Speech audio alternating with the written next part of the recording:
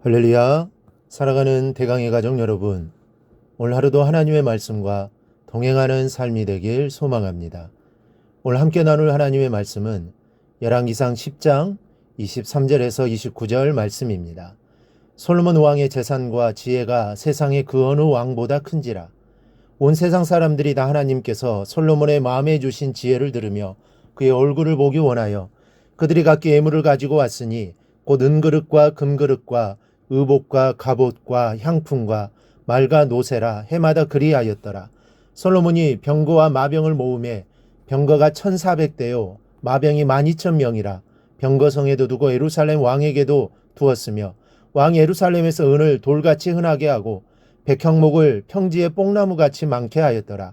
솔로몬의 말들은 애굽에서 들여왔으니 왕의 상인들이 값주고 산 것이며 애굽에서 들여온 번거는 한 대에 은 600세겔이요 말은 한 필에 150세겔이라. 이와 같이 햇사람의 모든 왕과 아람 왕들에게 그것들을 되팔기도 하였더라. 아멘. 유명한 설교자인 이 스펄전 목사님은 이런 말을 했습니다. 약속은 태산처럼 해놓고도 실천은 두더지 둔덕만큼 한다. 약속에 대한 인간의 간사함을 설명하는 말입니다. 인간은 이렇습니다. 약속은 철석같이 하지만 잘 지키지 않는 경우가 있습니다.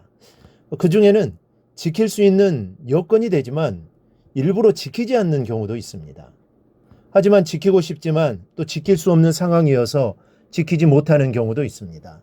어쨌든 인간은 연약하기 때문에 이런 일들이 일어나기 마련입니다. 그런데 성경을 보면 온통 언약 약속의 말씀으로 되어 있습니다. 오늘 본문에는 하신 약속을 철저히 이행하시는 하나님의 모습이 나옵니다. 열왕기상 3장 13절을 보면 지혜를 구하는 솔로몬에게 하나님께서 말씀하시기를 내가 구하지 아니한 부귀와 영광도 내게 주노니라고 하셨습니다.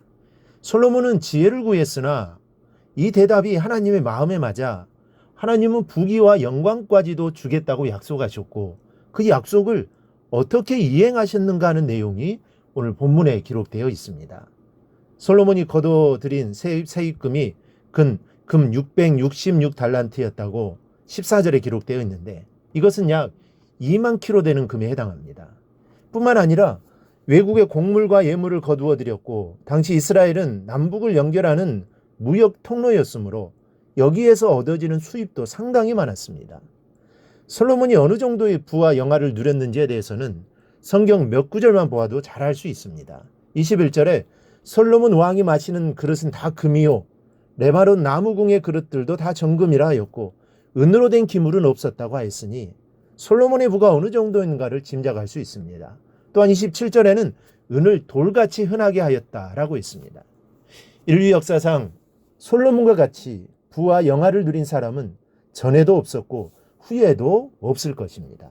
16, 17절에 보면 솔로몬이 큰 방패 200개를 만들었는데 방패 하나당 금 600세겔 약 8kg에 해당하는 금으로 만들었고 작은 방패 300개를 만들었는데 방패 하나당 금 3만에 약 4kg에 해당하는 금으로 만들었다고 했습니다.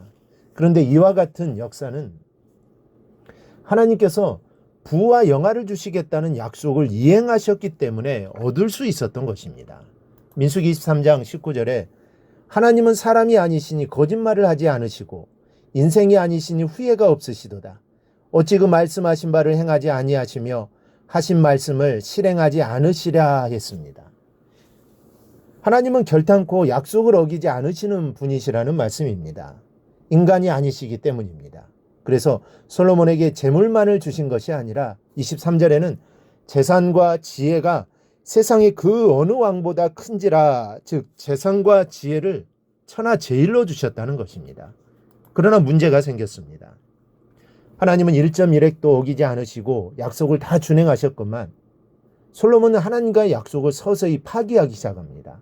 26절에 보면 솔로몬이 병거와 마병을 모으매 병거가 1400대요 마병이 12000명이라 병거성에도 두었고 예루살렘 왕에게도 두었으며 라고 했는데 이것은 하나님의 말씀을 어기는 행위입니다. 신명기 17장 16절에서 그는 병마를 많이 두지 말 것이요 병마를 많이 얻으려고 그 백성을 애굽으로 돌아가게 하지 말 것이라 하셨습니다. 분명히 병마를 많이 두지 말라고 했습니다. 그럼에도 불구하고 솔로몬은 애굽에서 엄청난 말들을 수입하여 소유하였고 더 나아가서는 외국으로 말들을 수출하기도 했습니다. 이렇듯 솔로몬은 하나님의 말씀에서 서서히 떠나고 있었습니다. 11장을 보면 더 큰 범죄를 짓게 되고 있으며 그로 인해 하나님의 진노가 평화로웠던 솔로몬 왕국을 채찍질하기에 이릅니다. 그러면 솔로몬의 신앙이 변질되는 모습을 보면서 여러분은 무슨 생각을 하십니까? 이론적으로 볼 때 우리는 솔로몬을 쉽게 이해하기란 쉽지 않습니다. 천하제일의 부를 하나님이 주셨는데 솔로몬은 왜 하나님을 버리기 시작했을까? 이해가 되지 않습니다. 나라면 그렇지 않을 텐데라고 생각합니다. 하지만 어느 누구도 장담할 수 없는 것이 인간의 마음입니다. 언제 변할지, 언제 말씀을 거역할지, 언제 제후 구덩이로 뛰어들지는 아무도 모릅니다. 또한 솔로몬이 엄청난 부와 영화를 누리면서 범죄하기 시작했다는 것입니다. 다시 말해 인간은 보다 편안하고 넉넉하며 살만할 때에 주님의 은혜를 망각하기가 쉽다는 것입니다. 그러기에 무엇보다도 먼저 자신을 돌아봐야 합니다. 혹시 주님의 은혜를 서서히 잊고 있지는 않은지, 주님의 영광을 위해 최선을 다하겠다고 기도하던 뜨거웠던 내 믿음이 사라져가고 있지는 않은지 우리는 내 자신을 돌아봐야 합니다. 특히 모든 일이 잘 될 때 더 내 자신을 살펴야 합니다. 그렇지 못하면 우리도 솔로몬이 걸어갔던 길을 걸어갈 수가 있습니다. 우리 모두 오늘 말씀을 마음에 새기고 내 자신을 돌아보며 나의 믿음을 재정립해보는 시간이 되시기를 바랍니다. 그리하여 믿음 위에 굳건하게 서가는 하나님 말씀에 온전히 순종하며 나아가는 삶을 꼭 살아가기를 주님의 이름으로 축원합니다. 오늘 묵상한 말씀을 굳게 잡고 삶으로 실천하며 살아내는 대강의 모든 성도들이 되기를 축복합니다.